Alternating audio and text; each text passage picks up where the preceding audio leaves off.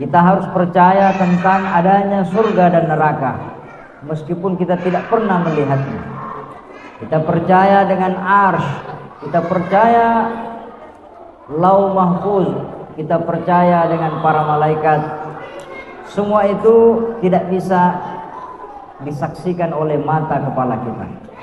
Apa yang dialami oleh Rasulullah adalah ujian keimanan yang di luar jangkauan akal pikiran manusia.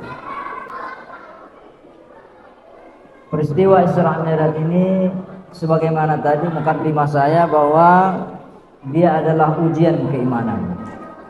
Cuman dia berbeda dengan perayaan-perayaan yang lain. Ada pertanyaan bahwa apa sebabnya perjalanan Isra Mi'raj itu dilakukan di malam hari. Dalam sebuah kitab dijelaskan bahwa qala Ibnul Munir, innama kana al-Isra'u lailan li'annahu waqtul khulwati wal ikhtisasi urfan. Kenapa perjalanan Isra Mi'raj itu terjadi di malam hari? Alasan yang pertama, karena malam itu waktu yang sunyi, waktu yang hening. Biasanya manusia senang duduk merenung sambil berpikir apa yang akan dia lakukan jangka pendek dan jangka panjang. Kemudian Ibnul Munir berkata, li'annahu waqtus salati allati kanat mafrudatan 'alaiha. Karena malam itu adalah waktu yang dimana Allah mewajibkan salat di malam hari di awal Islam. Jadi sebelum adanya perintah salat 5 kali sehari semalam, salat pertama itu hanya 2 rakaat di malam hari. Maka Nabi dalam riwayat itu dia bilang, saya didatangi malaikat Jibril waqtal isya'i, di waktu ketika malam sudah gelap. Artinya Nabi berada di Masjidil Haram, beliau menunaikan ibadah.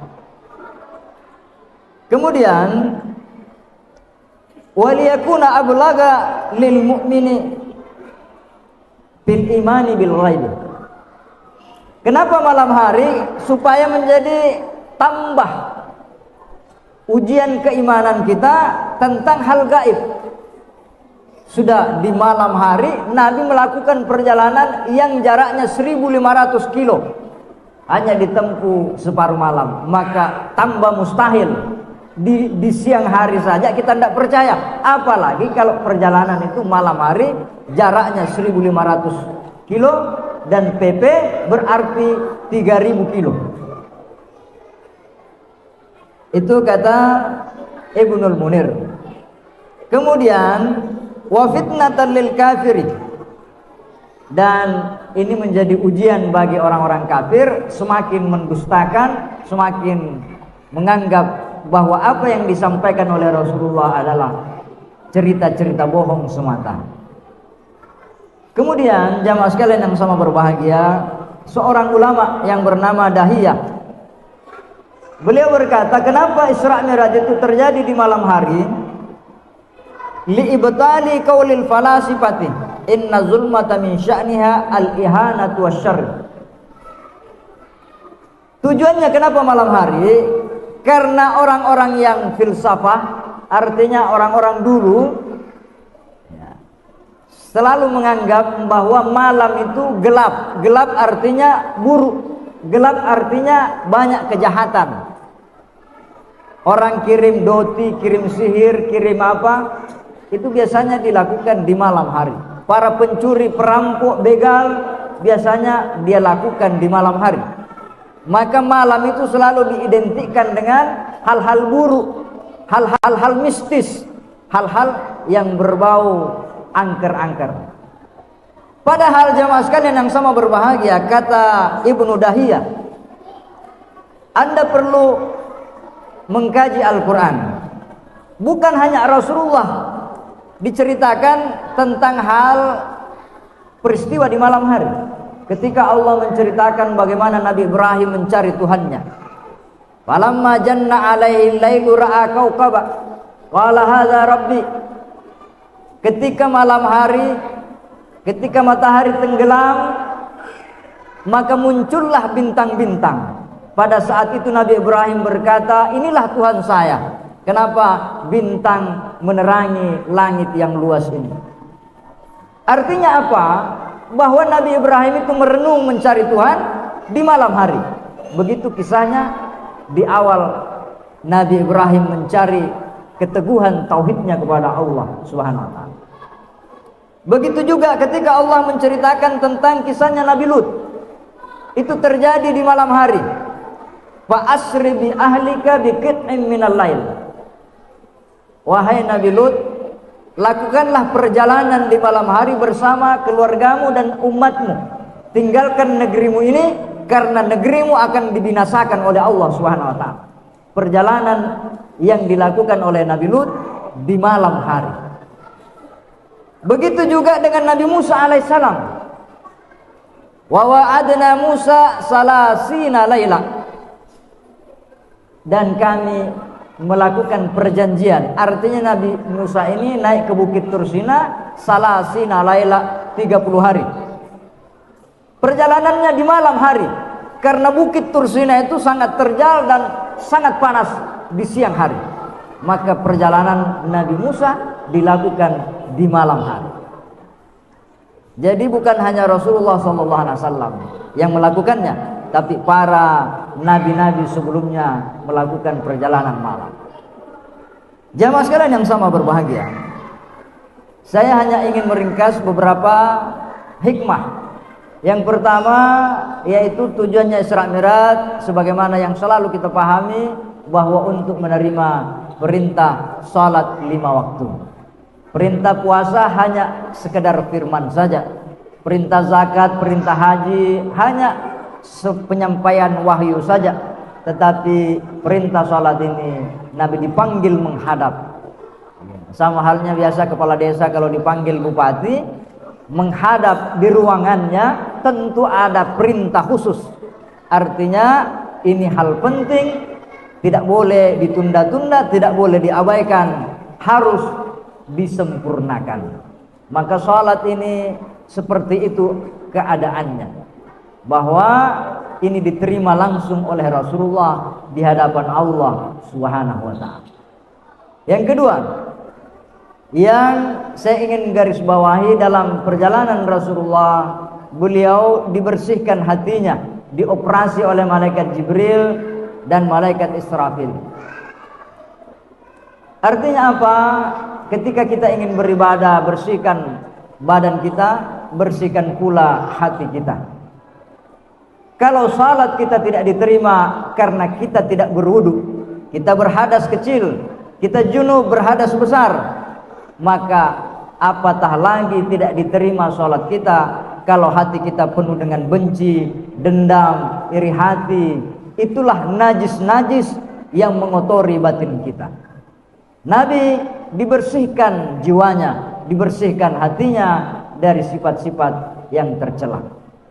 Yang ketiga, yang ingin saya sampaikan dalam hikmah perjalanan Rasulullah itu, beliau menghadapi banyak godaan. Ada panggilan dari kanan, ada panggilan dari kiri, ada perempuan yang berhias, yang sudah tua menghadang di jalanannya, kemudian ada iblis yang mengejarnya dengan api. Artinya apa? Perjalanan hidup ini tentu banyak godaannya, banyak tantangannya.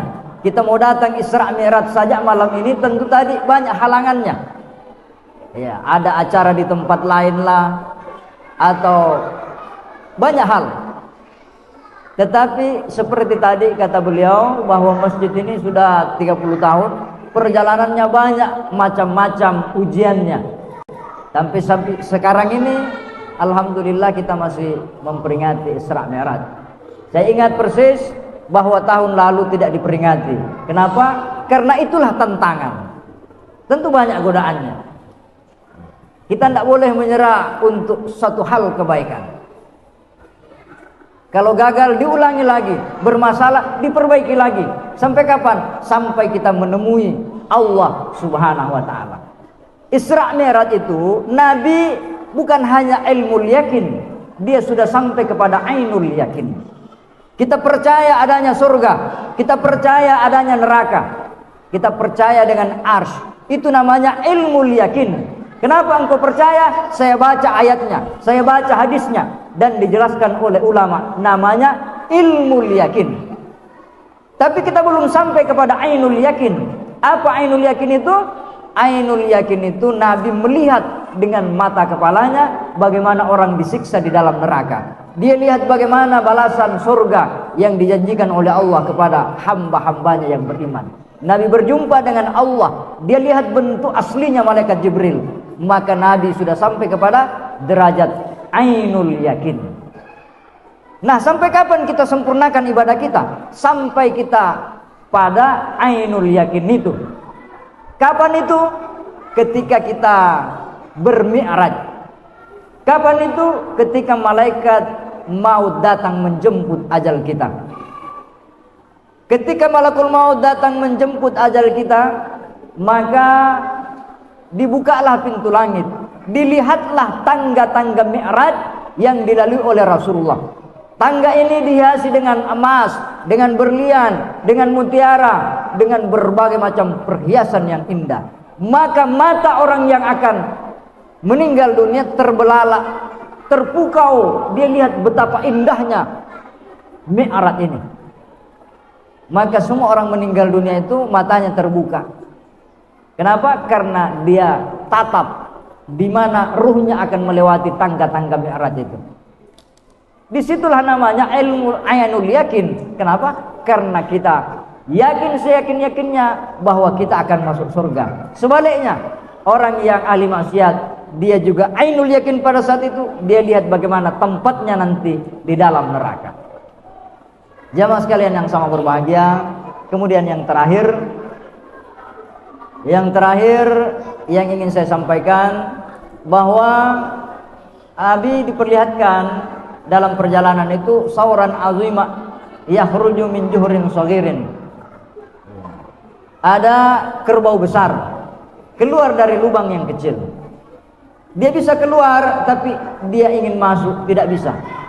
Ini peringatan bagi kita semua, bahwa ketika kita senang, kita gampang berjanji. Ya Allah, kalau saya kaya, gampang itu masjid, saya pengen tanggung ngasihnya.